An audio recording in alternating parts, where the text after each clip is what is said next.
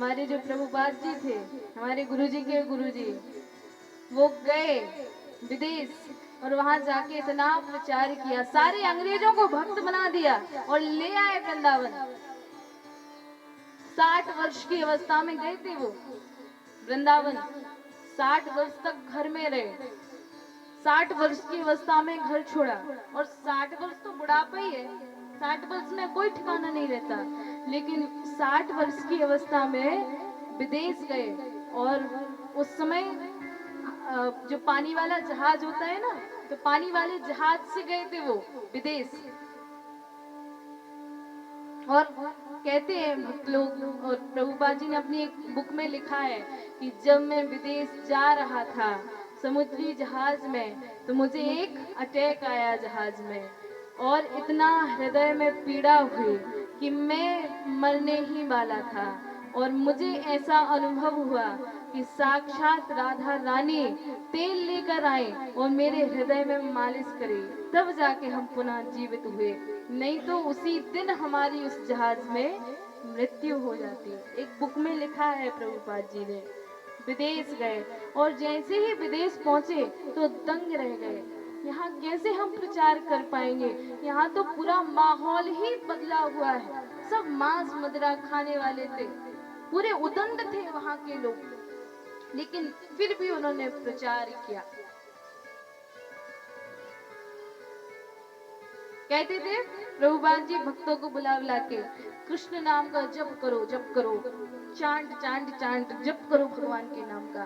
तो अंग्रेज कहते थे महाराज कांट कांट कांट, हमसे जप नहीं होगा, नहीं होगा, लेकिन भक्त बना दिया उनको। और अब देखो कैसे भक्त बन चुके हैं पूरे। वृंदावन का ग्वाला देखो पहुंच गया अमेरिका।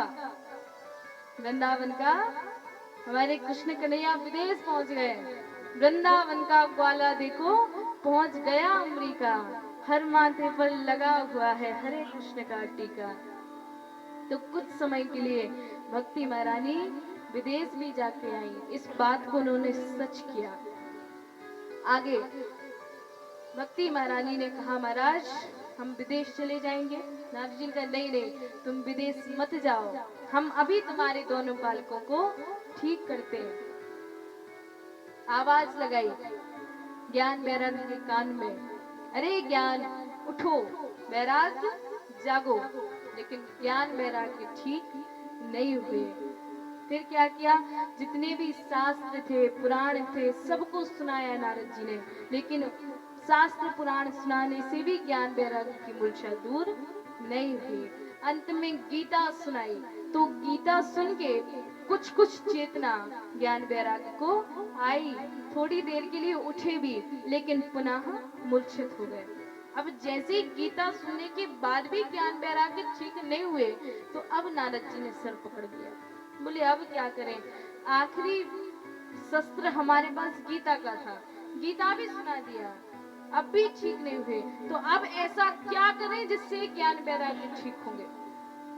घबरा गए नारद जी। जैसे ही नारद जी हताश होकर बैठे, आकाशवाणी हुई, नारद जी घबराइए मत, ये जरूर ठीक होंगे, लेकिन इनको ठीक करने के लिए आपको सत्कर्म करना पड़ेगा, और वो सत्कर्म आपको कोई संत बताएंगे।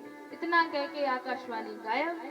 अब तो नारद जी और परेशान, महाराज कह तो दिया कि सत्कर्म करो, लेकिन कौन सा सत्कर्म करो ये नहीं बताया आकाशवाणी ने, और कौन से संत बताएंगे ये भी नहीं बताया। अब हम कहाँ ढूंढे उन संत को जो हमें वो सत्कर्म बताएंगे जिसको करने से भक्ति ज्ञान और वैराग्य ठीक हो।